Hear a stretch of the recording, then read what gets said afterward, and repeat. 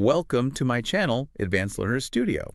Okay, picture this. Overnight, every social media platform you use, Facebook, Instagram, LinkedIn, TikTok, all of them just vanishes. Gone. What happens next? That sounds like a wild thought experiment, doesn't it?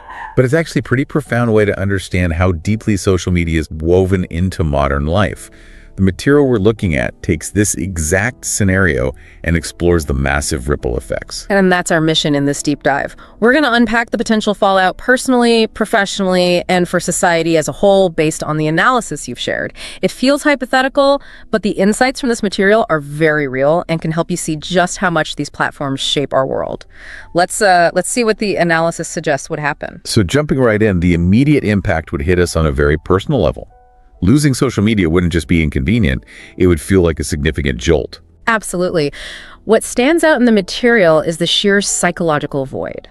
It points out that people spend a staggering amount of time on these platforms daily. The analysis mentions, over 2 hours a day on average? That much, wow. Yeah, imagine waking up and that entire chunk of time and interaction is just gone. That silence, that lack of constant input, it would feel jarring, right? Like a sudden disconnection from a major part of your day. It would be a definite sense of loss. Not just the information feed, but, the feeling of constant presence, maybe seeking validation too.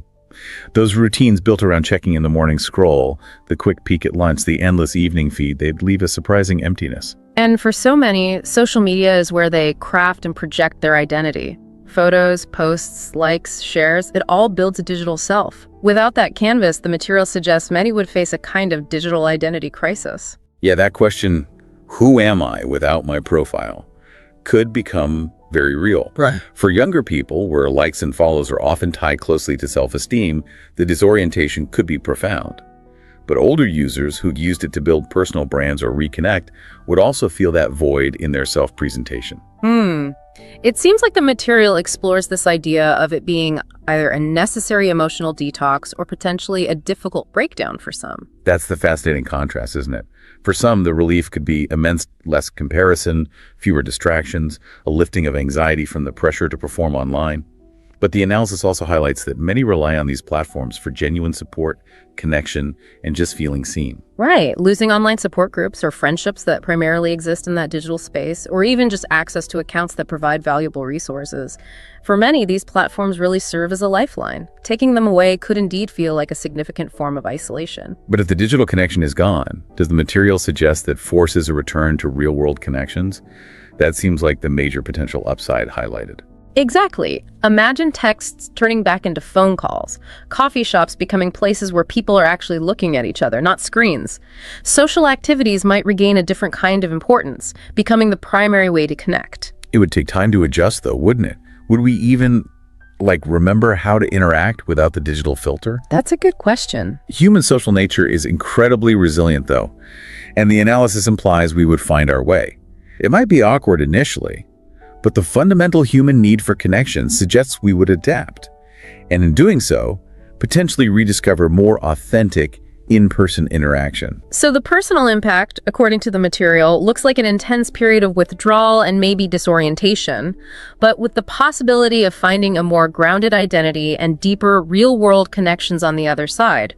A difficult transition, but perhaps leading to a more present self. That seems to be the core takeaway for the personal realm. Challenging at first, definitely, but with the potential for significant positive shifts in how we connect and perceive ourselves. Okay, let's shift gears then from the personal shock to the professional world.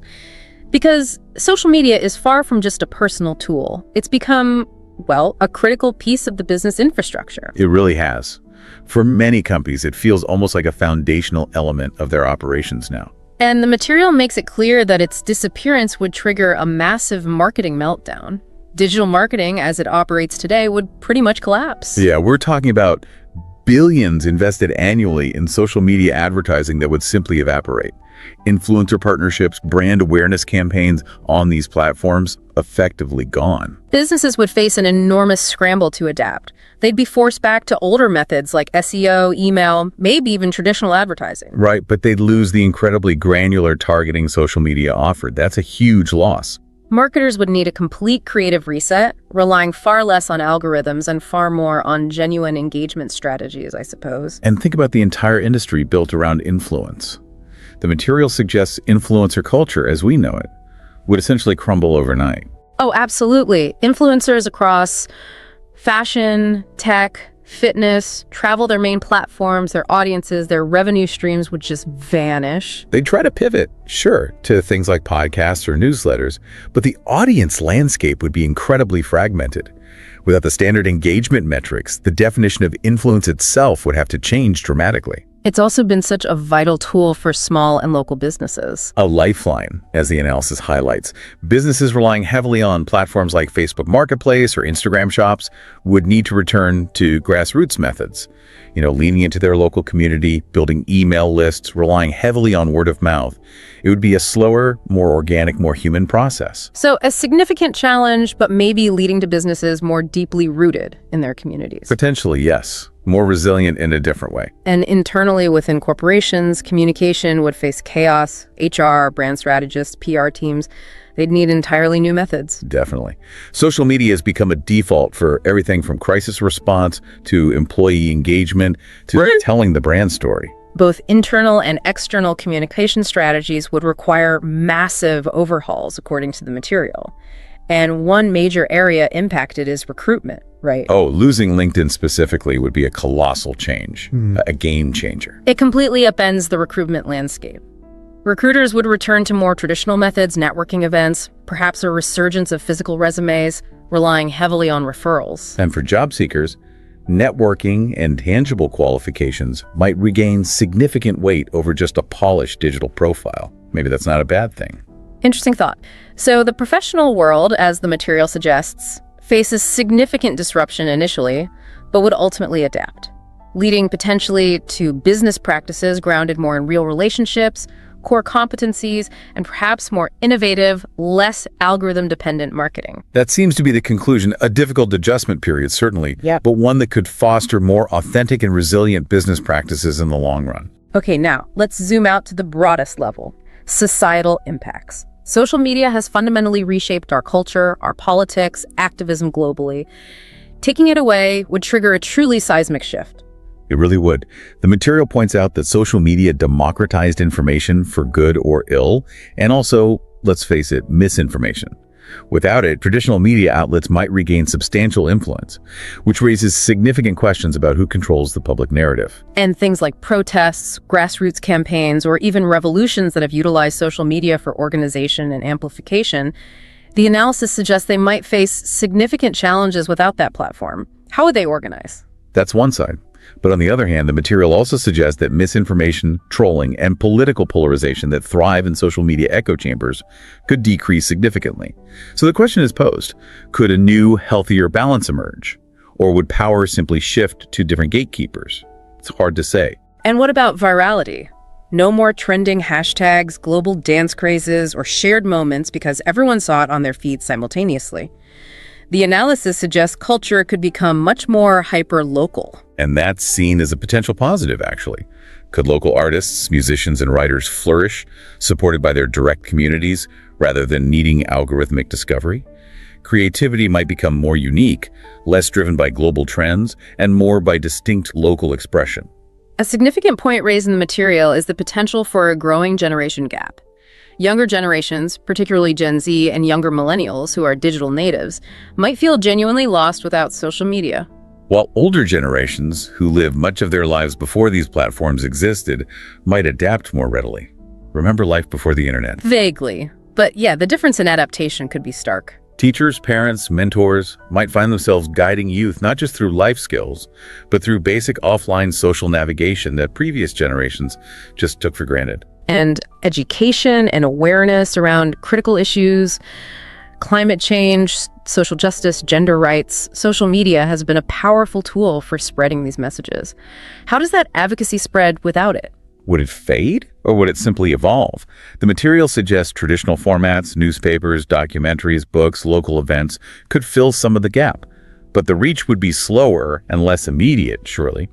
Activists would absolutely need new strategies to reach people. However, one clear positive societal impact highlighted is data privacy. Right, with no major social apps tracking every click and scroll, privacy would automatically increase, quite significantly. The analysis suggests tech companies would be forced to completely rethink their business models, and the ad technology industry that relies on this data would suffer immensely. This scenario could potentially accelerate the push for stronger data privacy regulations globally. Maybe a silver lining there. So societal impacts are presented as incredibly disruptive, but they also offer a chance for a cultural reset. Culture might become more localized and distinct, politics potentially less polarized, and awareness might shift to slower, perhaps deeper forms of communication, all according to the analysis we've explored. Looking ahead then, what might life actually feel like without that constant stream, without the filters and pressure to perform? The material points to reclaiming time and attention as a major benefit. Think about getting back those 2+ hours a day we mentioned earlier. What could you do with that regained time? More reading, more exercise, better sleep, having genuine, unhurried conversations. The attention economy, as we know it, would be fundamentally challenged, and our collective attention spans might actually have a chance to recover. We might become less reactive, more thoughtful, more present in the physical world around us. And creativity, without the constant pressure to post, to perform for likes and validation, creativity might genuinely flourish. Yeah, artists creating from internal drive, writers for expression rather than just engagement. The art scene could become more authentic, less dictated by algorithmic trends. That connects so strongly to relationships, too. The material suggests a shift from prioritizing followers back to friends. Exactly. Prioritizing real, meaningful friendships over follower accounts. Building smaller, deeper circles of connection. Finding more substance in those close relationships. Imagine living in a world where your perceived worth isn't tied to a blue check mark or how many views your story received. That's quite a thought. The analysis frames losing social media as potentially a gift of depth in the modern age. Depth in our relationships, depth in our creative pursuits, depth in our own thoughts. It would be a significant reset, no doubt, but one that could be profoundly humanizing. It's easy to focus on all the disruption and loss, maybe the scary parts, but the overarching theme in the material seems to be human adaptability. That's the critical point. We've navigated massive technological shifts and losses before. Think about the introduction of the telephone or email. Each fundamentally changed communication, and we adapted. Loss forces adaptation. According to the analysis, we absolutely would adapt to a world without social media. It would be incredibly challenging, sure, and it would reshape nearly everything, but humanity is remarkably resilient. We find ways to connect, to communicate, to build. That leads to the fascinating question the material poses. What would rise from the ashes of social media? Right. The vacuum created would inevitably invite innovation. Could we collectively invent new forms of digital communication?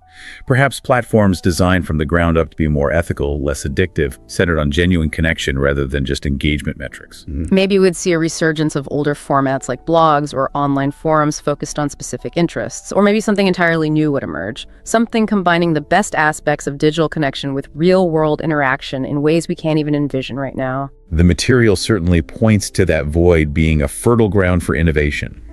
Someone would build something new. So perhaps the disappearance of social media, as strange and disruptive as it seems, might actually clear the path for something better. A world where human connection takes precedence over performance, where innovation is driven by genuine human need rather than chasing likes. Where we might relearn not just how to send quick messages, but how to truly listen to each other. The analysis suggests that maybe the disconnection we'd experience by losing social media is precisely what would ultimately reconnect us. To each other, and to what it truly means to be fully, authentically human. A world where we rediscover ourselves beyond our digital personas. Powerful idea. Thank you for joining us for this deep dive into a world without social media, based on the material you shared. We hope exploring this scenario has offered you a new perspective on how integrated these platforms are in your life and prompted thoughts on what genuine connection truly means to you. We encourage you to reflect on these ideas and perhaps discuss them with someone, offline. Remember to like, share, and subscribe to this YouTube channel. Hello, welcome to the Learn English Lab. Today, we're doing a deep dive just for you, looking into this whole idea of a digital detox. Right. We're going to explore the experiences of several people who actually, intentionally step back from their screens and their digital lives. Yeah, it's kind of fascinating because, I mean, let's face it, we live in a world that's just saturated with digital stuff. The average American spends a huge chunk of their day plugged in. Totally.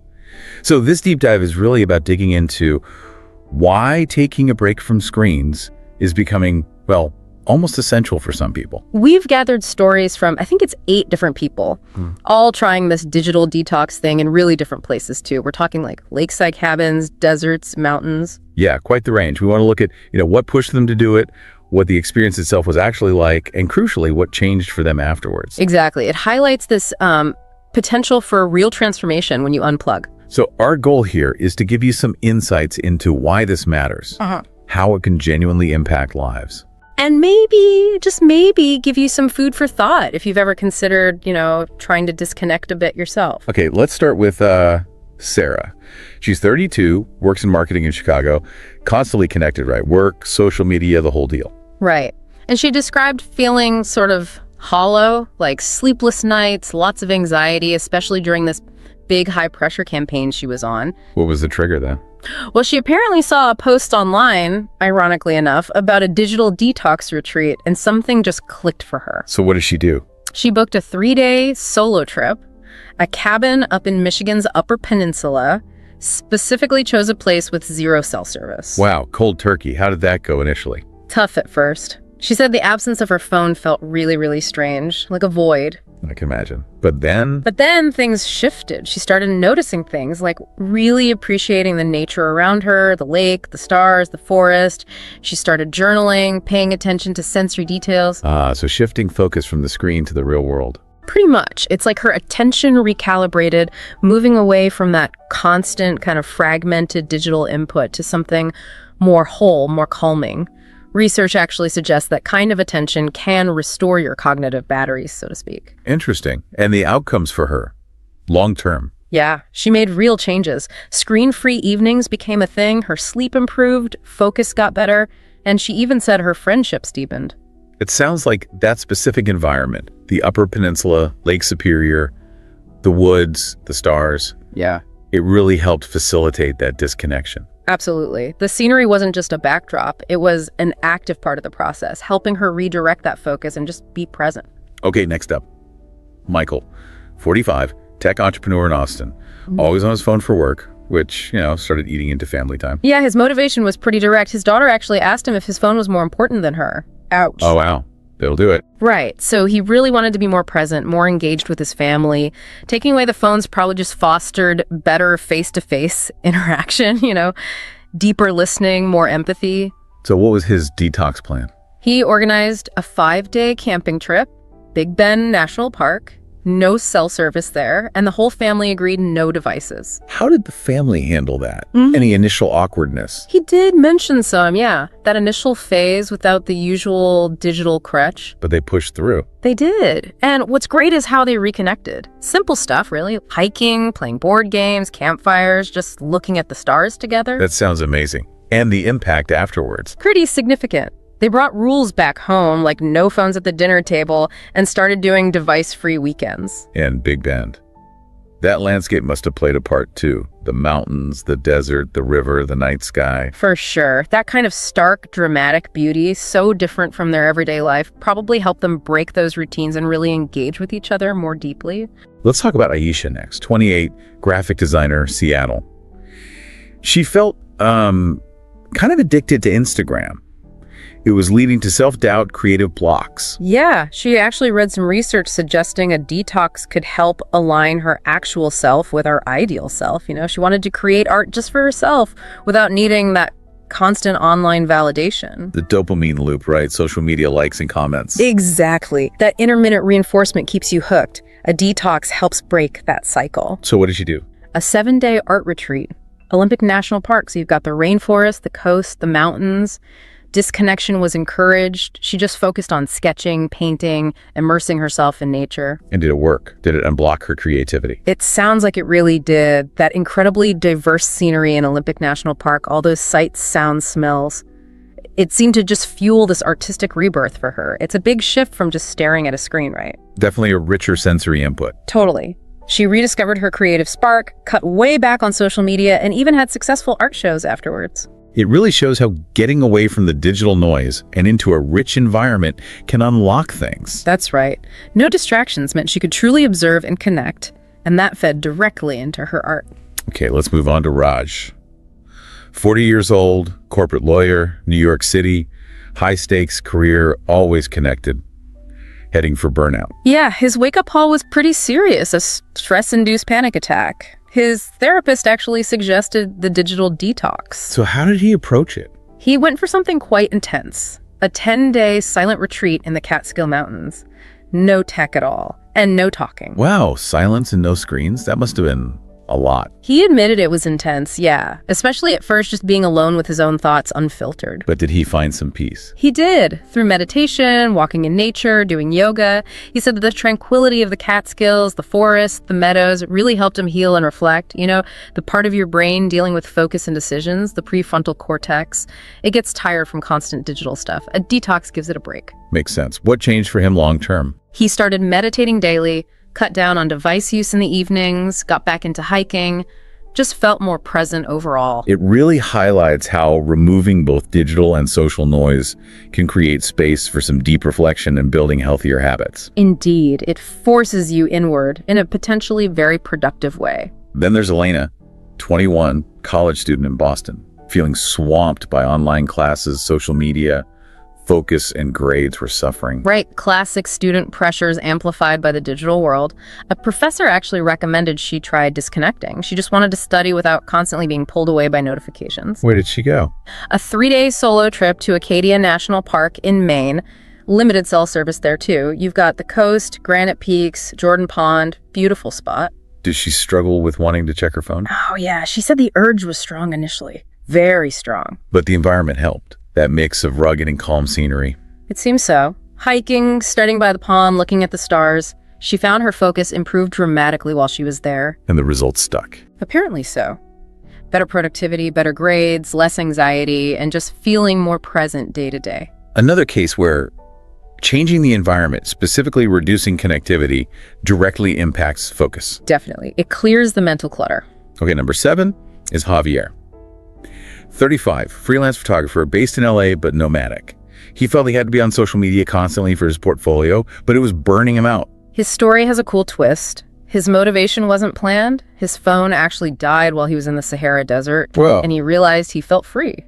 That accidental unplugging made him plan a proper intentional detox later. So where did he go for the intentional one? Back to the Sahara, actually. Spent 10 days with the Berber community, totally off-grid. And photography. Does he ditch it? No, but he switched to a film camera. He really soaked in the vastness, the silence, learned from the locals, and just shot photos for himself, not for the gram. How did that impact his work? Fundamentally. He said the sheer scale and timelessness of the desert helped him rethink his whole approach. He limited social media afterwards, found more depth in his work, felt much more present. It sounds like stripping away the digital tools forced him back to the core of his art. That's a great way to put it. The environment demanded a different kind of engagement. Right. Okay, finally we have May. 38, high school teacher, San Francisco. Overwhelmed, stressed, remote teaching, social media pressure. Yeah, she was inspired by a colleague who ran a mindfulness workshop. She just felt this deep need to slow everything down, create some mental space. Mindfulness? Yeah. Being present, right, which is hard with constant pings. Exactly. Mindfulness is about that present moment awareness, and digital tech constantly pulls you away from that. So her detox. 5 days at a Buddhist monastery, up in the redwood forests of Northern California, no phones allowed, big focus on mindfulness practices. What did that involve? Meditation, mindful gardening, silent walks among those incredible giant trees. She found a lot of calm there. The redwoods. That must have been quite the setting.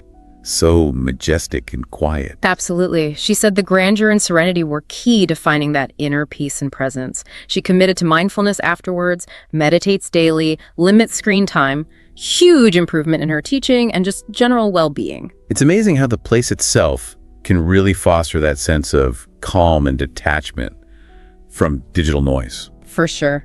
The quiet majesty of the redwoods created a space perfect for introspection and mindfulness. Looking back at all these stories, you definitely see some common threads emerging, don't you? Oh, totally.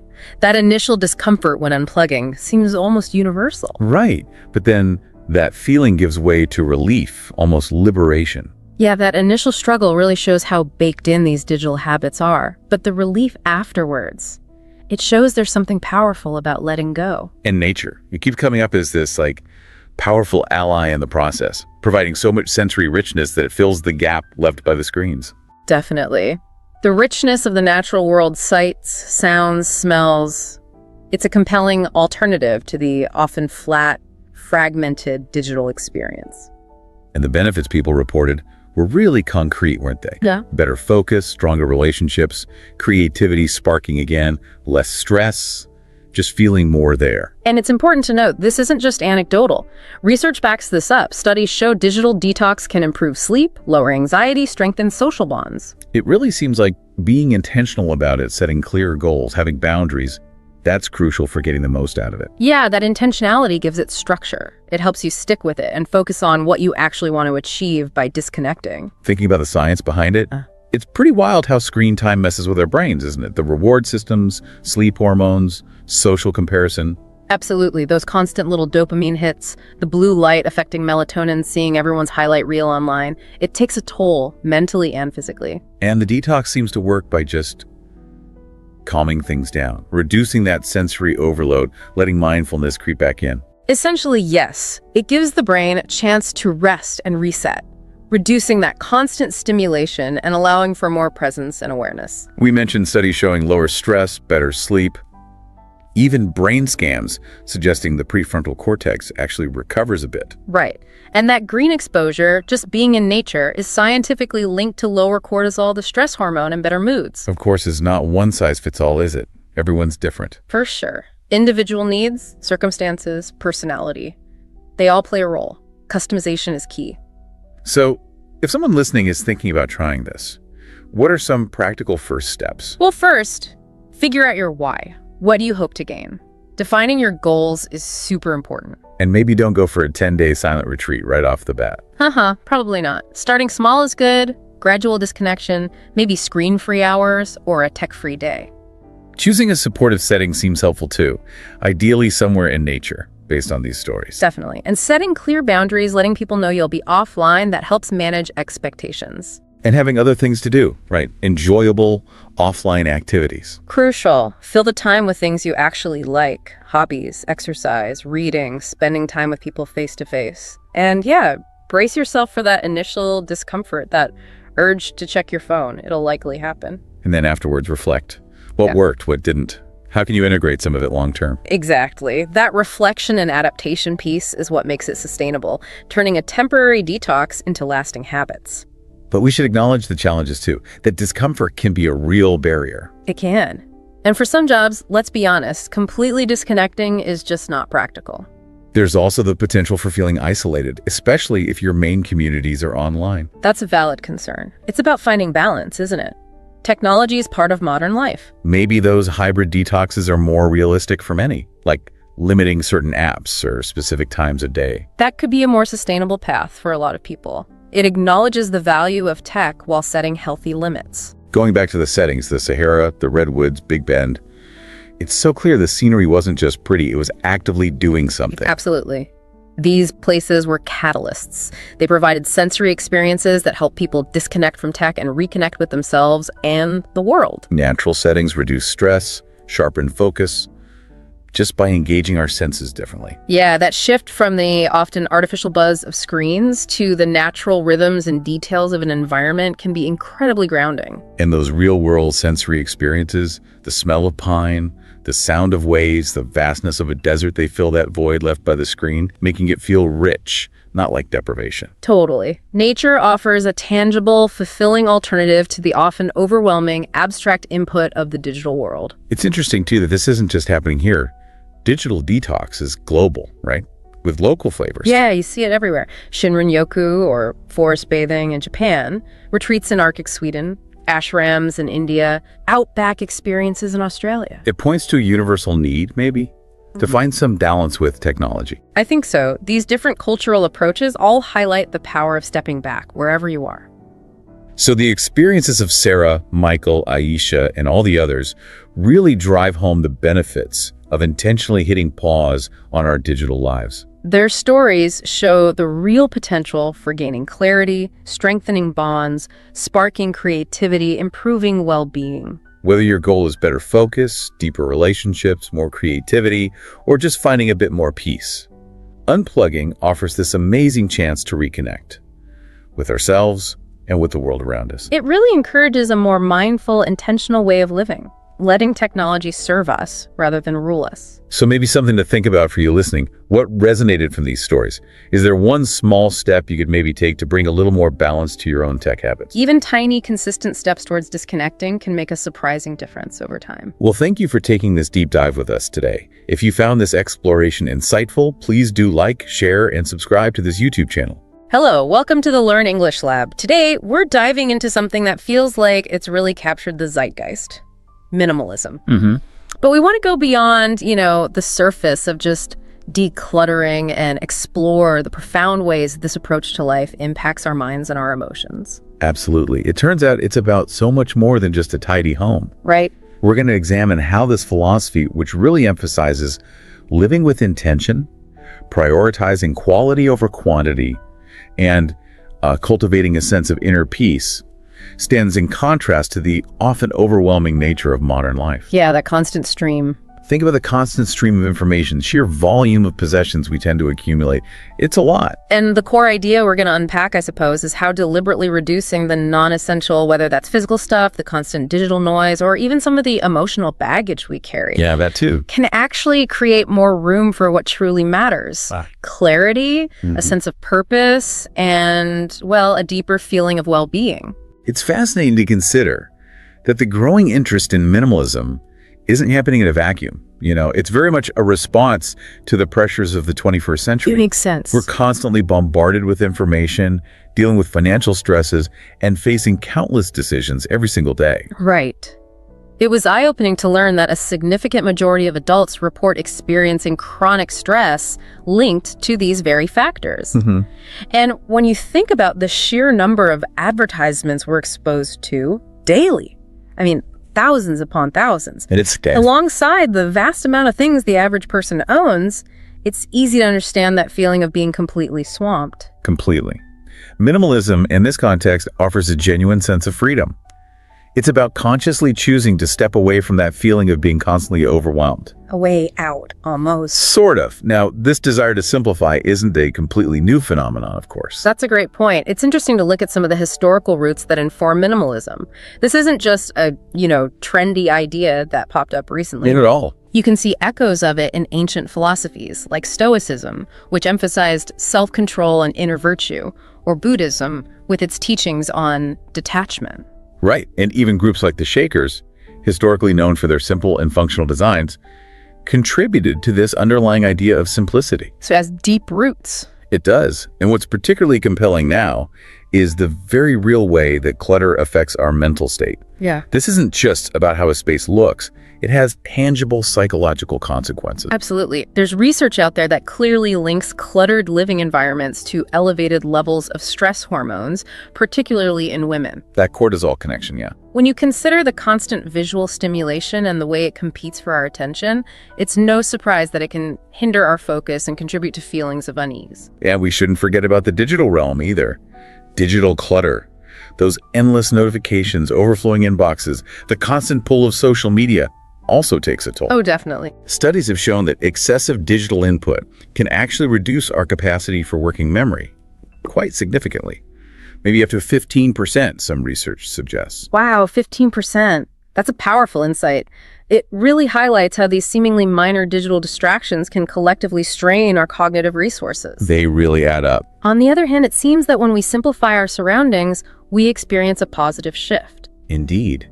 Research indicates that individuals in more minimalist spaces report noticeably lower stress levels, maybe around 20% lower, and a significantly greater ability to concentrate, perhaps 25% higher, compared to those in cluttered environments. That's quite a difference. It is. By intentionally reducing the amount of visual and sensory input, we allow our brains to process information more effectively, which in turn supports mental clarity, and a sense of calm. It's remarkable how the simple act of reducing our possessions can lead to such significant psychological benefits. It really boils down to easing that cognitive load, doesn't it? It really does. And fostering a greater sense of being present. Which ties into another key mental advantage. Exactly. One key mental advantage of minimalism is how it eases what's known as decision fatigue. Ah, yes. Decision fatigue. Think about it. The average person makes an astonishing number of decisions every single day. Some studies suggest around 35,000. 35,000. That's incredible. From the trivial, like what socks, to the significant, all that constant choosing can actually deplete our mental energy, leading to procrastination and poorer judgment later on. It's like our brains have a limited reserve for making choices, and all those little decisions throughout the day just chip away at it. That's a great analogy. That's where minimalism can be so beneficial, isn't it? By reducing the sheer number of options we face, even in small aspects of our lives, we free up those valuable mental resources for things that truly matter. Spot on. Consider something as straightforward as a streamlined wardrobe, a capsule wardrobe. By intentionally limiting the number of clothing items you own, you essentially eliminate that daily dilemma of figuring out what to wear. This seemingly small adjustment can have a surprisingly profound impact on your mental energy levels. It's almost like a mental decluttering that goes beyond just our physical spaces. And on the topic of wardrobes, there's that compelling story of Mark in London who completely transformed his daily routine. Ah, the capsule wardrobe convert. Yeah, he adopted a wardrobe of just, 15 pieces? Something like that. Yeah. And what's so interesting about his experience is the measurable impact it had on his productivity. He found he was wasting a considerable amount of time each morning just deciding what to put on. That sounds familiar. Which would often leave him feeling rushed and stressed before his workday even began. By simplifying his wardrobe, he not only saved time, but also cultivated a greater sense of calm that extended into his work. And the results were striking. He reported something like a 30% increase in his coding efficiency. That's significant. You can almost picture his apartment bathed in natural light. A serene and minimalist bedroom where a select few carefully chosen garments hang neatly. It creates this atmosphere of tranquility and focus. And that feeling of order and simplicity directly contributes to another significant mental benefit: improved focus and productivity. Minimalism actively fosters environments that are less distracting. Less visual noise. Exactly. Which is essential for engaging in what some call deep work and achieving meaningful results. We've already touched on how physical clutter can divide our attention, but it's powerful to see the concrete data on this. Studies have revealed things like an 18% faster task completion rate and maybe 12% fewer errors in workspaces that embrace minimalist principles. It really highlights the impact of our surroundings on our cognitive performance. Absolutely. By consciously removing unnecessary objects and commitments from our environment, we create the mental space needed for sustained concentration. We can engage with tasks more efficiently and with greater accuracy. Makes total sense. There's a great example of Aisha, a freelance writer in Cape Town, who experienced this firsthand in her home office. Right. Her experience transforming her cluttered workspace into a more streamlined, focused area led to a remarkable boost in her writing output, around 30%, wasn't it? That's the figure, yes. You can easily imagine her now bright and airy office, perhaps with a clean desk overlooking a peaceful view, a space where her thoughts could flow without interruption, just focus. And this intentionality that's at the heart of minimalism naturally leads to another key mental benefit: the cultivation of mindfulness and greater mental clarity. Ah, mindfulness. By actively curating our possessions and our commitments, we're essentially practicing living more fully in the present moment. That connection seems so vital. It's about shifting away from the constant desire for more things or being constantly pulled by distractions and instead focusing on the here and now. Well put, and research backs this up, linking minimalist practices to significant increases, perhaps 25%, in self-reported mindfulness and overall well-being. It really underscores this connection. Consider the experience of Elena in Madrid. She felt overwhelmed by the constant influx of social media. Relatable. And made a conscious decision to limit her screen time, a digital detox, essentially. The result was a renewed ability to appreciate the simple pleasures. Like what? Oh, the taste of her morning coffee, the sound of her children playing things he'd maybe tuned out before.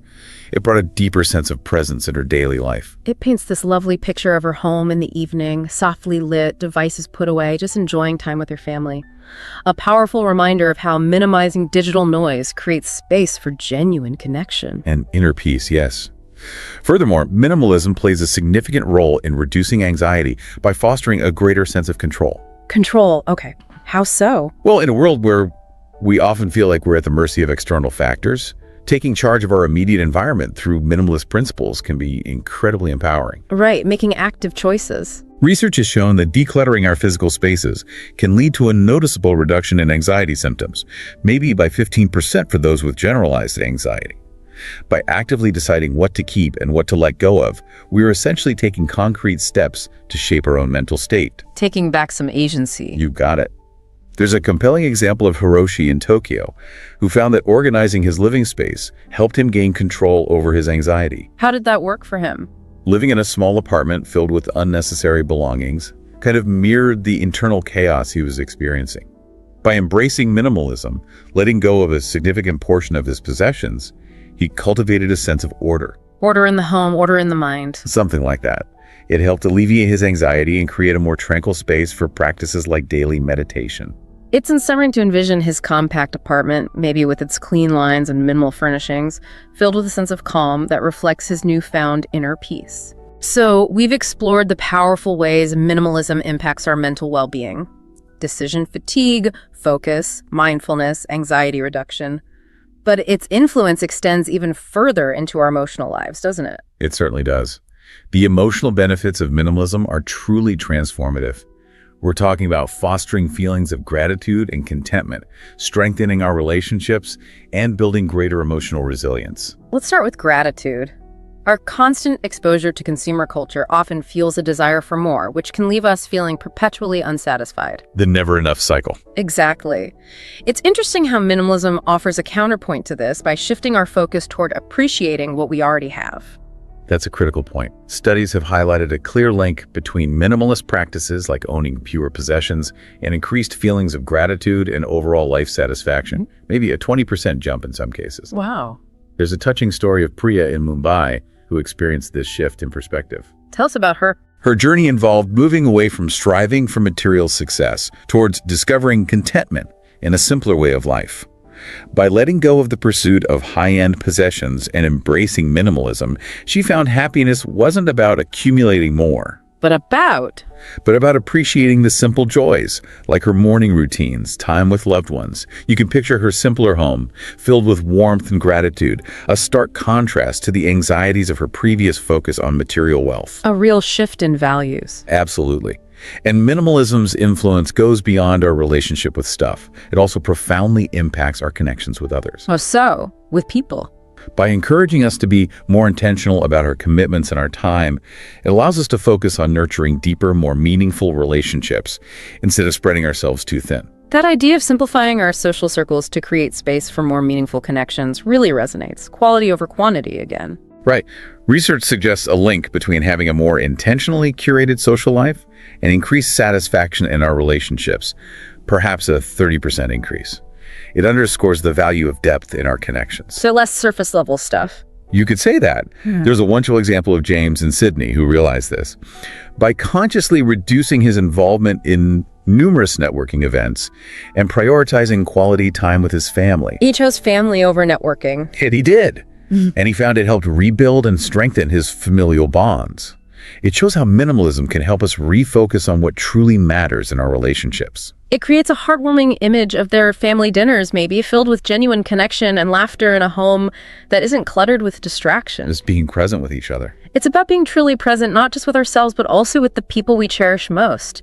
And, in a world full of inevitable challenges and transitions, it seems that minimalism can also help us cultivate greater emotional resilience. Absolutely. By encouraging a degree of detachment, not indifference, but detachment from material possessions, from holding on to grudges, from clinging to unrealistic expectations. Letting go. Yes. Minimalism aligns beautifully with therapeutic approaches like acceptance and commitment therapy, ACT, which emphasize acceptance and living in accordance with our values. Research supports this, suggesting maybe an 18% increase in emotional resilience among individuals practicing minimalism during big life changes. That's interesting, like bouncing back better? In essence, yes. There's an inspiring story of Li Wei, an entrepreneur in Beijing. After a health scare, he let go of his relentless pursuit of material success. What happened? By shedding his former identity that was so tied to his possessions, he found a deeper sense of inner calm and resilience.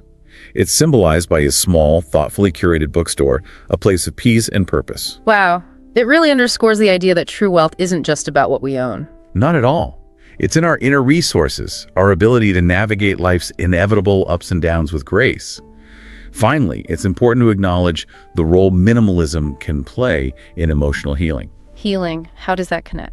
Well, the idea that releasing possessions that are tied to past pain, maybe difficult memories or relationships, can actually contribute to our emotional well-being is quite profound. It's like physically and symbolically letting go of things that might be holding us back, making space. You've got it. Studies have found a correlation between decluttering sentimental items and a reduction in symptoms of distress, maybe around 12% for depression symptoms in some cases, particularly for individuals dealing with attachment-related issues. So clearing clutter can actually help clear the mind emotionally. It seems so. There's a moving story from Maria in São Paulo about this.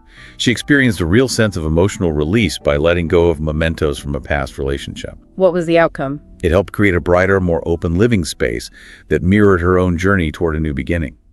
Clearing the space helped clear the path forward. It's like creating physical space for emotional healing and allowing ourselves to move forward unburdened. So it's abundantly clear that the principles of minimalism have a really significant impact on both our mental and our emotional well-being. It truly does. Minimalism offers a powerful, holistic approach to living. It addresses fundamental human needs for clarity, for connection, for resilience in a world that can often feel overwhelmingly complex. Yeah, it feels like an antidote sometimes. And the mental and emotional benefits we've discussed, from reduced stress and improved focus to greater gratitude and stronger relationships, really highlight its profound influence on our overall quality of life. And it's not just one rigid style, is it? We see different expressions. That's right, it's adaptable. Whether we find inspiration in the serene simplicity of a Japanese home, perhaps influenced by wabi-sabi and Zen, like Yumi in Kyoto, with natural materials, mindfulness, or the cozy functionality of Scandinavian design, that Hygge concept, focusing on quality items that create warmth, like Lars in his Copenhagen apartment. Functional and beautiful. Or even the resourceful simplicity, often found in developing nations, where community might be prioritized over material wealth, like Amina in rural Kenya. The core tenets of living with intention and mindful curation can be embraced by anyone, regardless of their background or current circumstances, so maybe some practical takeaways. Sure. It doesn't have to be extreme. You could try gradual decluttering, maybe the 90-90 rule. Have you used it in the last 90 days? Will you use it in the next? If not, maybe let it go. Simple rule. What else? Curating your schedule, not just your stuff. Embracing digital minimalism, turning off notifications. Reflecting on your personal values, what truly matters to you. Experimenting too, perhaps. Like a no-spend challenge or a wardrobe challenge. Good idea. And adapting it. Minimalism looks different for everyone. For a student like Rahul in Bangalore, maybe it's just decluttering a dorm room for focus. Right. Or for parents like Fatima in Cairo, simplifying the home and schedule to prioritize family connection. Or even for retirees like Margaret in Chicago, downsizing and finding new purpose through simplicity. It's flexible. And just to quickly revisit the mental health link, it seems particularly helpful for certain conditions. Yes, the reduction in sensory overload and decision fatigue can be especially beneficial for individuals with ADHD, as Samira, a student in Toronto, found. Creating a calmer, steady space really helped her focus. Makes sense. And we mentioned the study showing potential reductions in anxiety and depression symptoms too. It's not a cure-all, but it can be a supportive tool. So when you boil it all down, minimalism, as we've explored, truly is more than just a passing trend. Much more. It's a powerful approach to living that addresses fundamental human needs for clarity, connection, and resilience in a world that often feels overwhelming. The mental and emotional benefits reduce stress, improved focus, greater gratitude, stronger relationships. They really demonstrate its profound impact on our overall well-being.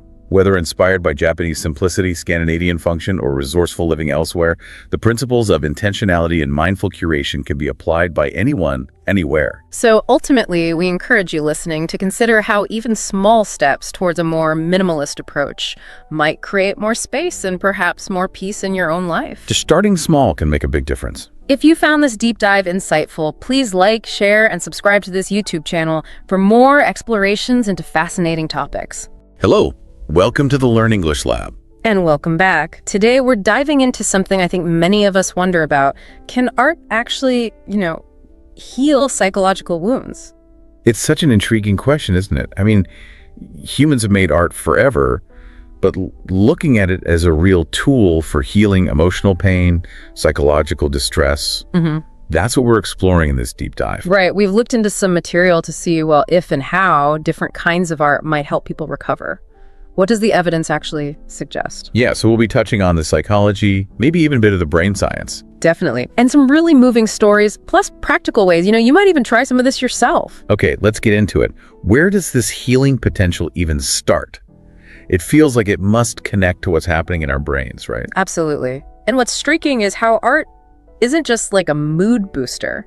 It directly engages the brain regions tied up with our emotions, our memories, how we process the world through our senses. Yeah, so you mean places like the amygdala, that's the emotion center, kind of? Yeah, that's heavily involved in emotional responses. And also the prefrontal cortex, which is more about higher level stuff like decision-making, reflecting on ourselves. Okay. And there's actual research showing that getting creative can have a measurable biological effect.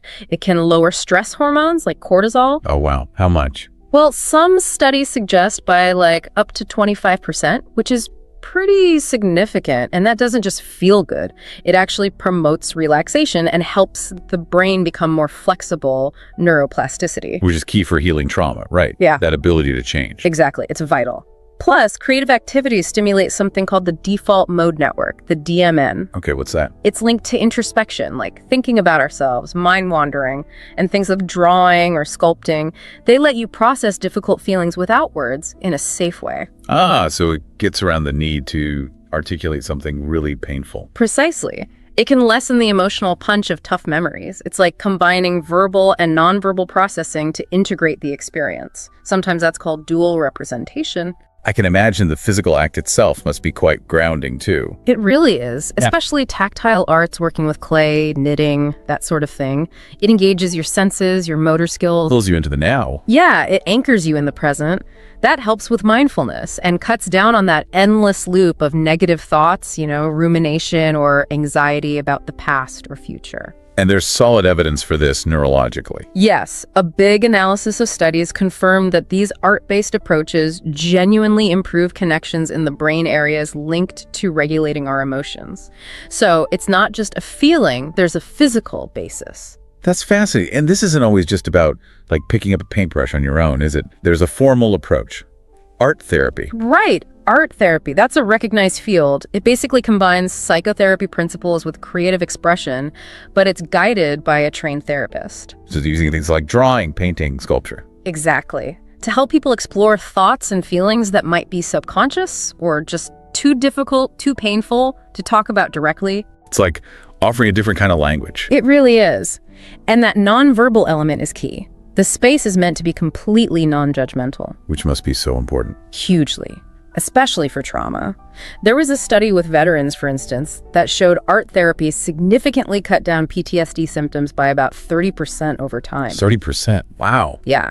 And it helped improve their emotional control. This idea of having a safe expression space is critical when you're dealing with really tough stuff. You mentioned something about the artwork itself becoming a sort of bridge. Yes, the concept of a transitional object. The artwork, the thing you create, can become this tangible thing that connects your conscious thoughts with deeper, maybe unconscious feelings or experiences. It makes the internal more external, more manageable. I can see how that would help with something like depression, where words feel impossible sometimes. Definitely. And studies bear that out too.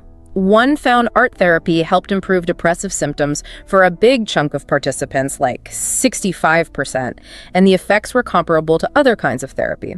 Okay, so that's formal therapy, but what about just creating stuff on your own. Yeah. Is there a similar release? Oh, for sure. That brings us to ideas like emotional catharsis and sublimation. Sublimation. That's Freud, right? Channeling difficult feelings into something else. Exactly. Redirecting those difficult impulses or energies into something acceptable, like art.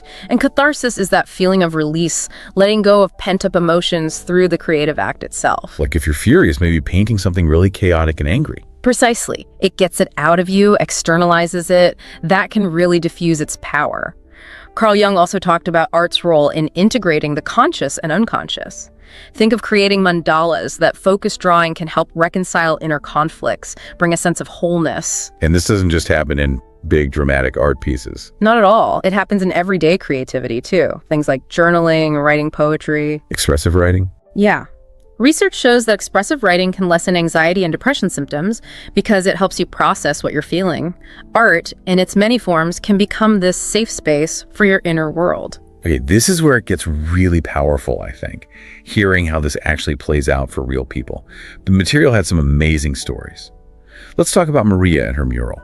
Maria's story is incredibly powerful. She had survived domestic abuse and was involved with a community center on Chicago's South Side. You can almost picture it, the smell of paint, neighborhood sounds. And she'd found talking therapies really difficult. Yeah, intensely difficult. Verbalizing the trauma was just too much, but painting, that was different. It became this breakthrough for her. She started working on this huge mural. And the mural itself became this visual story of her journey, using colors to show the anger, the sorrow, but also hope. Exactly. Putting it out there visually like that let her process it without being completely overwhelmed. And assessments actually confirmed she had a significant drop in PTSD symptoms. It really backs up that idea of processing fragmented memories visually. And doing it in a community space, that helped her feel less isolated, more connected. That sense of belonging must be huge. Then there was Jamal, using poetry for grief. Right, Jamal. A young guy in Harlem dealing with the incredibly painful loss of his mother. For him, formal therapy just wasn't an option financially. So writing became his outlet. It became his lifeline, yeah. Pouring all that grief and confusion into poems. He wrote about storms, about light fading. It helped him structure those overwhelming feelings. And he started sharing it. He did. First at open mic nights, then he joined a community writing workshop. That act of writing and sharing, being heard, that created connection. He reported feeling less depressed, and his story really shows how expressive writing helps and how community connection is part of healing too. And David, the veteran using sculpture, that sounds very different again. Very tactile. This was in a VA hospital courtyard, San Diego maybe. Imagine the smell of clay, maybe flowers nearby. David had PTSD, and talk therapy often triggered flashbacks for him. But working with clay was grounding. Exactly.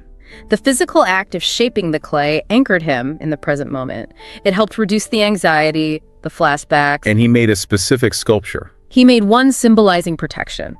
And through making it, he found he could actually voice something he deeply wanted to reconnect with his daughter. That's amazing. And clinically, his PTSD symptoms decrease. It lines up with research on how tactile arts help with mindfulness and reduce that feeling of being constantly on edge, that hyper-arousal.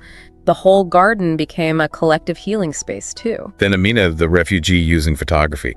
That's about reclaiming narrative, isn't it? Very much so. Amina, a Syrian refugee in a camp near Athens. She'd lost so much, felt like her identity was gone. A workshop gave her a camera. And that changed things. It became her tool, documenting her life, her journey, finding moments of beauty even in really difficult circumstances.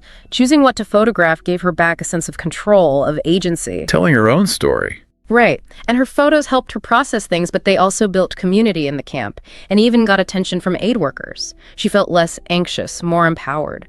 It really matches studies on using photography to boost self-efficacy in refugees. And there was Hana, the young autistic girl using music. Yes, in a classroom in Tokyo. Hana found verbal communication really hard, but music therapy, especially drumming, that gave her a way to express emotions non-verbally. Through rhythm and sound? Exactly, finding a different kind of language. And it helped her socially, too. Her parents and therapists saw more eye contact, better emotional regulation. Drumming even helped her connect with other kids. Music therapy can be incredibly powerful, especially for neurodiverse kids. And finally, Eleanor, using watercolors with dementia.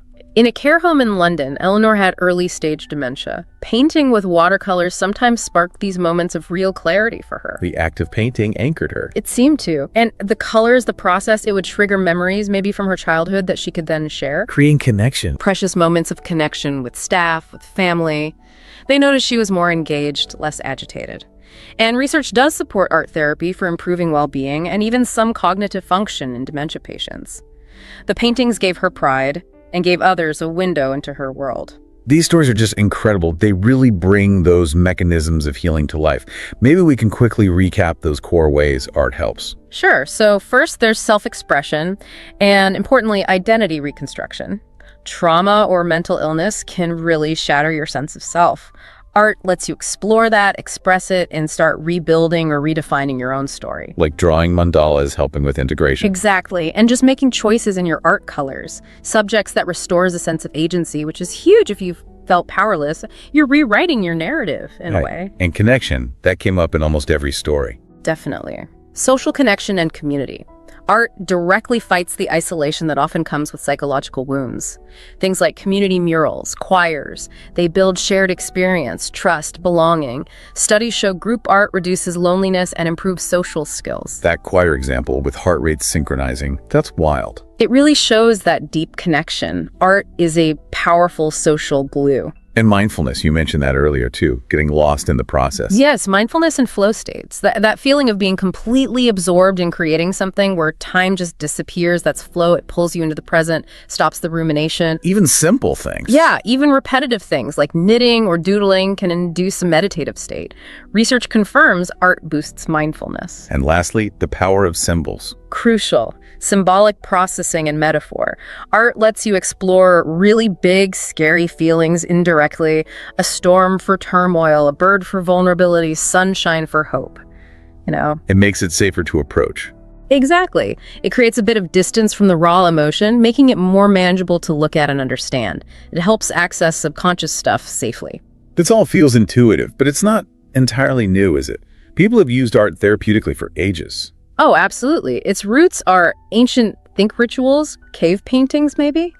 Then early psychologists in the 20th century started cottoning onto its power for accessing the unconscious. And then it became more formal, like a profession. Yeah, in the 1940s, pioneers like Margaret Naumburg really formalized art therapy, blending psychoanalysis with art making. Edith Kramer also emphasized the healing power inherent in the creative process itself. And it really proved its worth after major crises like World War II. Massively. Helping Holocaust survivors, returning soldiers process unimaginable trauma. Those early programs showed real results, symptom reduction.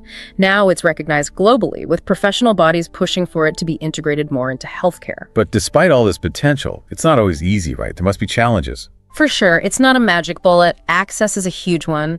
Cost, finding trained therapists, just the stigma around mental health, especially in communities that don't have many resources. Yeah, I read somewhere that not that many facilities actually offer it. Right. And also some people just feel intimidated, like, I'm not artistic, or I can't draw. That feeling must stop a lot of people. It does. Or sometimes, if symptoms are really severe, deep depression, dissociation, it can just be incredibly hard to even start to engage creatively. Is there a risk if it's not guided properly? Could it make things worse? There's a potential risk, yeah. If someone's dealing with intense, unprocessed trauma, just diving into creative expression without support could trigger overwhelming distress. Having a trained professional there helps navigate that safely. And culture must matter hugely. Yeah. What works in one place might not work elsewhere. Absolutely critical. Cultural sensitivity is key. You can't just impose a Western model everywhere. Traditional indigenous storytelling, specific crafts, community singing, these might be far more resonant and effective depending on the person's background. Okay, so there are challenges. But putting those aside for a moment, it seems like there are loads of ways individuals can bring art into their lives for well-being, even without formal therapy. Oh, definitely. You don't need to be a great artist or see a therapist. Simple things can make a real difference day to day. Like just writing things down? Yeah, journaling, expressive writing, gratitude lists, even just doodling your thoughts. Studies show it helps with stress and mood. Or joining a group. Totally. Community art groups, choirs, local craft circles, they offer that creative outlet, plus the social connection, which we know is so important, often low cost or free too. And those simple mindful things, like coloring. Exactly. Adult coloring books became popular for a reason. Knitting, drawing patterns, those repetitive mindful activities really can calm the nervous system, reduce anxiety. Research backs this up. What about tech? Can digital tools help? For sure. Digital art, music creation apps, writing tools on your phone or tablet, they make creativity really accessible, low barrier to entry for many people. This feels like something bigger too, like it should be part of health policy. There's definitely a case for it. Integrating arts into healthcare settings, schools, community programs, it could be a really effective public health approach. Some analyses suggest arts interventions can be quite cost-effective for improving well-being across populations. So, wrapping this all up, this deep dive really hammers home that art is, well, a genuinely powerful tool for healing psychological wounds. It really is compelling. It works physically in the brain, it bypasses blocks in communication, it helps rebuild identity, fosters connection, promotes mindfulness, and we see it work in those real-life stories. From Maria's mural to Jamal's poetry, David's sculpture, Amina's photos, Hannah's music, Eleanor's watercolors,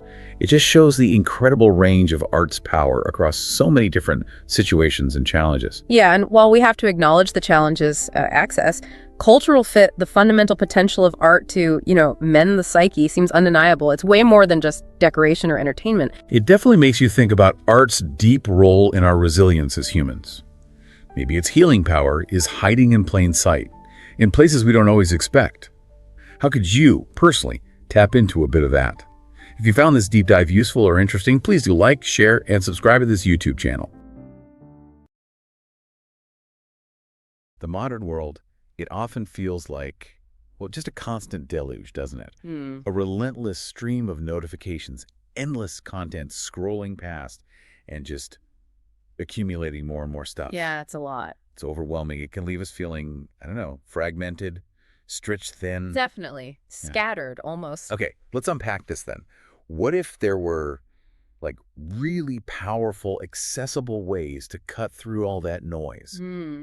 Ways to find clarity, maybe some inner peace, and actually forge deeper, more authentic connections in our lives. Oh, that's exactly what we're diving into today, how making intentional choices, about our digital lives, our possessions, even our creative expression, Right. how all that can lead to really profound benefits for us personally and maybe even for society. Okay. We'll be looking at some fascinating analyses and also some quite moving real-life stories that really illustrate these kinds of transformations, all drawn from the material you've shared. Great. So let's start with the digital side because, our lives are so woven into social media, digital tech. Oh, completely. It's almost impossible now to imagine a world without it. But let's try this powerful thought experiment that comes up in our sources. Right. The material we looked at poses this exact scenario. Imagine if all the major social media platforms just vanished. Like overnight. Facebook, Instagram, TikTok, gone. Poof. Gone. And this isn't just, oh no, I can't see cat videos. The sources suggest it would trigger massive ripple effects. Personally, professionally. Yeah, and for society as a whole, it's way beyond just losing an app. So not just a minor inconvenience, but a really fundamental shift. What does the research say would be the immediate fallout on a personal level? Well, the immediate impact would hit us personally pretty hard. The analysis points out something quite stark. People spend, on average, over 2 hours a day on these platforms. 2 hours. Wow. So imagine that whole chunk of time, that interaction, that constant stream of maybe validation or connection, just gone. The material describes this as a significant psychological void. Not just empty space on your phone screen, but a real quiet. Where all that digital chatter used to be? Exactly. A sudden disconnection. And for many people, especially younger generations who've really built their identity and social life online, this could very likely trigger a profound digital identity crisis. It forces that question. Who are you when that digital mirror, that curated profile, suddenly disappears? That's a heavy thought. Who are you without your profile, your followers? I can imagine a lot of disorientation, maybe even anxiety. For sure. But, interestingly, the sources also point to an upside, potentially quite quickly, an emotional detox. An emotional detox? How so? Well, this forced disconnection, while maybe jarring at first, could actually drive a return to, real-world interactions. Okay. Think about it. Instead of just texting, maybe people actually start picking up the phone again. Imagine that. Right. Or coffee shops become places for actual face-to-face conversation, not just people tapping away on laptops. The core idea here is that human social nature is incredibly resilient. We'd adapt. We'd likely rediscover more authentic, maybe deeper, in-person ways to connect. So that innate need for connection would just find other outlets. Precisely. More tangible ones, perhaps. The sources really highlight that adaptability. So the initial shock might be tough, but the potential upside is maybe a more present self and deeper real-world connections. What about beyond the personal? How would society itself change? That personal shift is huge. Yeah. But the sources also dig into how this massive digital void would ripple outwards, causing real societal shifts. Like what?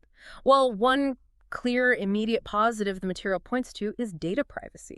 Right. No big platforms tracking every click. Exactly. Privacy would dramatically increase almost overnight.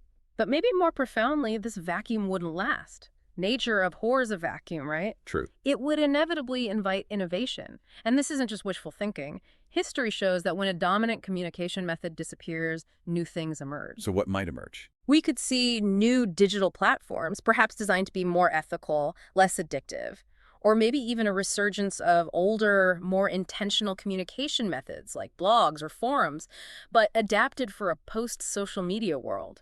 Interesting. So a forced disconnection, totally unexpected, could actually clear the path for something potentially better. That's the possibility the sources explore, but then the question becomes... Do we have to wait for it all to vanish? Exactly. What if we choose to disconnect, even partially? Which brings us to the digital detox. Precisely. Intentionally stepping back from the screens.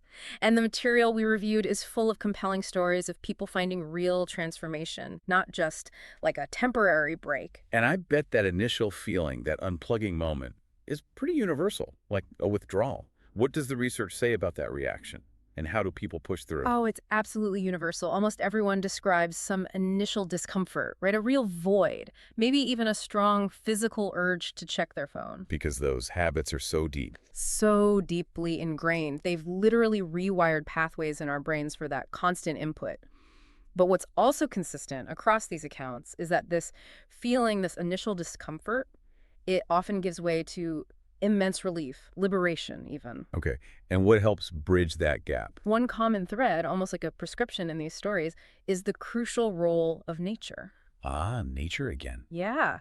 It seems to provide this sort of sensory richness, the sights, sounds, smells of the natural world.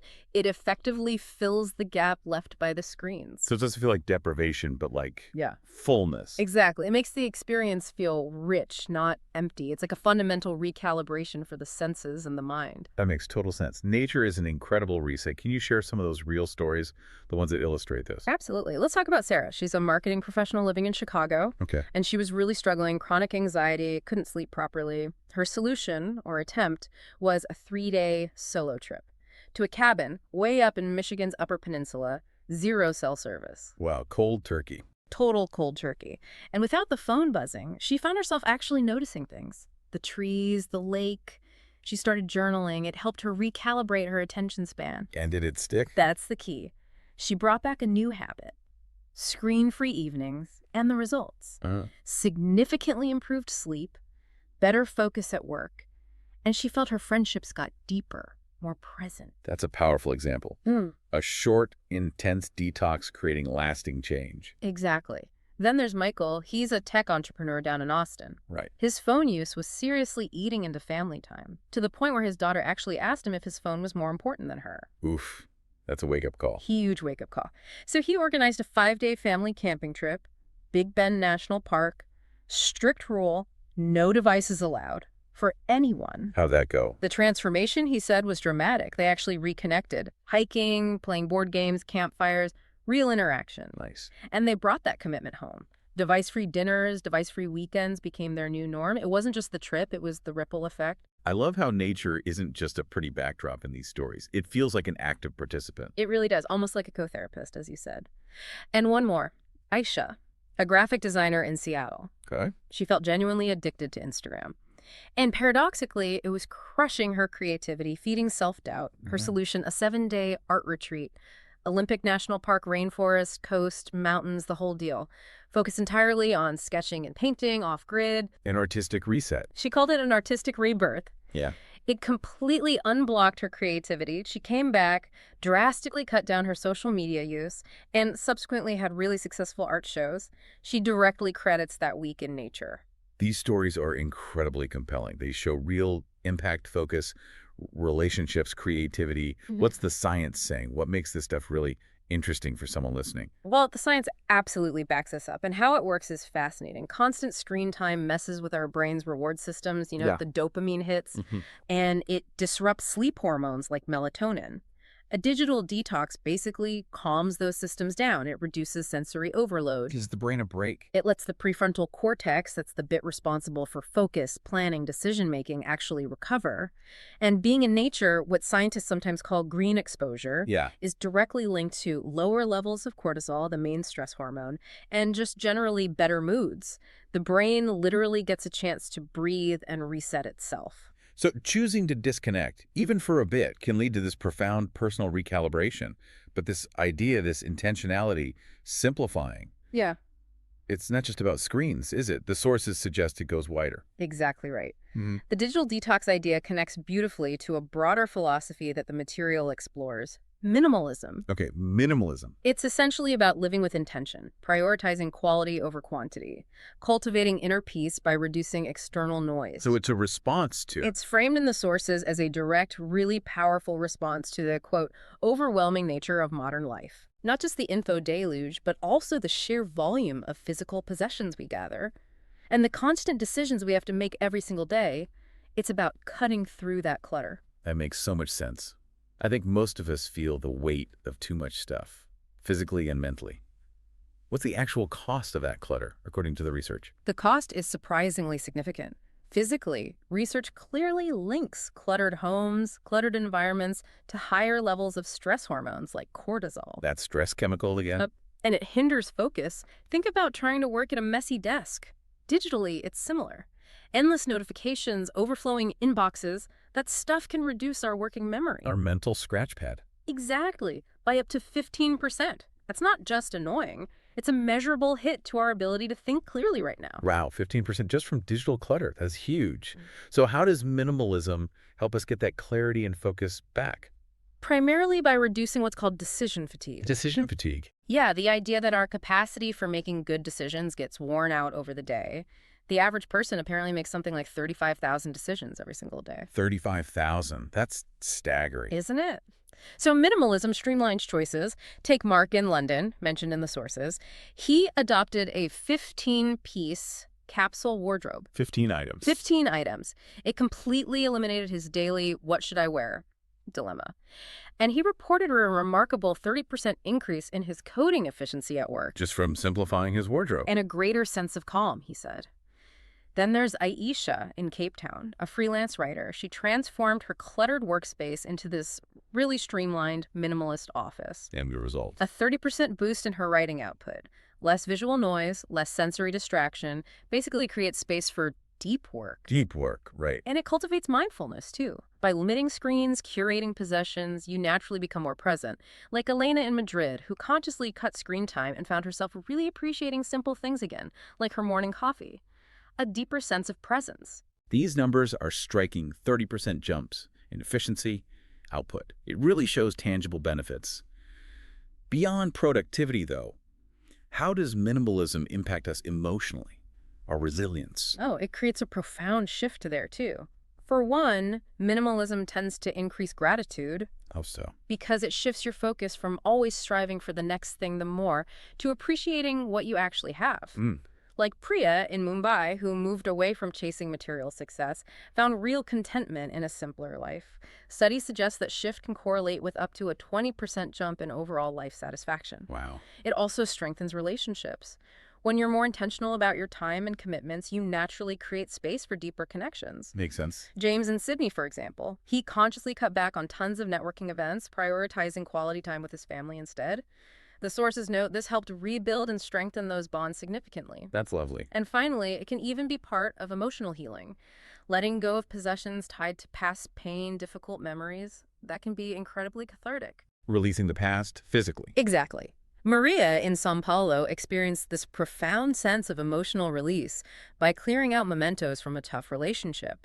Creating a brighter, more open living space actually mirrored her own journey towards healing and a new beginning. So reclaiming our digital space, our physical space, it brings clarity, emotional benefits. Yeah. But what about really deep challenges, significant psychological wounds? Can we actually create our way towards healing those? What does this all mean for our inner lives? Well, this is where it gets really fascinating. The material reveals that art, creative expression, it's far more than just decoration or entertainment. Okay. It's presented as a genuinely powerful tool for healing psychological wounds. What's interesting is how it works. It directly engages specific brain regions tied to emotion, memory, sensory processing. Like which ones? Key areas like the amygdala, that's sort of the brain's emotion center, and the prefrontal cortex, which helps regulate those emotions.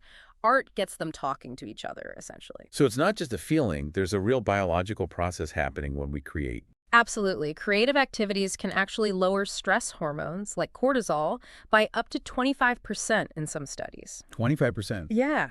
They promote neuroplasticity, that's the brain's amazing ability to change, adapt, and heal itself by forming new pathways. Right, rewiring itself. Exactly. And creative work often stimulates the default mode network. That's the part of the brain active during daydreaming, reflection. It's deeply linked to introspection and figuring ourselves out. Plus, tactile arts like working with clay, painting, sculpting can be incredibly grounding. They anchor you in the present moment, which can be a huge relief if you're struggling with, say, anxiety or rumination. And it sounds like art gives us a way to deal with really difficult stuff without necessarily having to put it into words first, which for many people is a huge barrier, right? Precisely. That's a key point in the sources. Art provides a safe way to process difficult feelings without words. It can lessen the emotional punch of tough memories. By allowing us to externalize things, to get them out there in a visual or physical form, when maybe talking about them directly feels too raw, too overwhelming. It helps integrate experiences, bringing conscious and subconscious understanding together. Let's hear about some of those transformative healing stories. They really make this concrete. Okay, consider Maria from Chicago. She's a domestic abuse survivor and found traditional talking therapies really, really difficult. Understandable. Her breakthrough came through painting. She created this huge mural depicting her journey, using specific colors to represent anger, sorrow, but also hope and resilience. Wow. A visual narrative. Exactly. That visual storytelling helped her process the trauma in a way words hadn't allowed. The result, a reported 30% drop in her PTSD symptoms. And it fostered community connection when she shared her art. The mural became this powerful symbol of her healing. That's incredibly powerful. 30% drop is significant. It really is. And then there's David, a veteran in San Diego dealing with PTSD. For him, talk therapy often triggered flashbacks, making it counterproductive. He started working with clay. The tactile aspect you mentioned. Yes. The physical act of shaping the clay, the feeling of it in his hands, anchored him in the present moment. It significantly reduced his anxiety and the frequency of flashbacks. Amazing. He created this one sculpture symbolizing protection. And working on that, he said, actually helped him find the words to voice his deep desire to reconnect with his daughter. Again, clinically, his PTSD symptoms decreased. It was the art, the making that bridged the gap. These stories are so diverse, murals, sculpture, but the core theme of healing through creation is so clear.